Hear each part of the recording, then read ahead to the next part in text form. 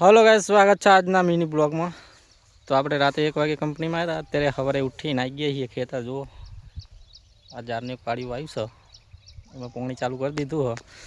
અને જુઓ આપણે 5 થી 6 મહિનાની મહેનત રંગ લાવી છે। આપણે આ કાસ વાવ્યું હતું જુઓ લાઈનસર, અને આ એક પાળી થઈ ગયું છે। તો હવે ટૂંક સમયમાં આપણે ભાઈના અને બેનના લગ્ન આવે છે, તો આ બહુ જ કામ આવશે ડાયરેક્ટ ઇમરજન્સીમાં। અને આ બાજુ છે જુઓ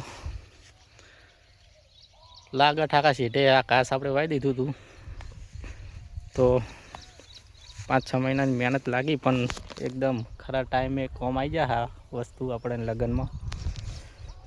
અને પેલી બાજુ પૂજા બેન અને મારા મમ્મી ઉહેડીઓ કરે છે, અને આપણે આ બાજુ પાણીનું બધું કામકાજ ચાલુ કરીએ છીએ।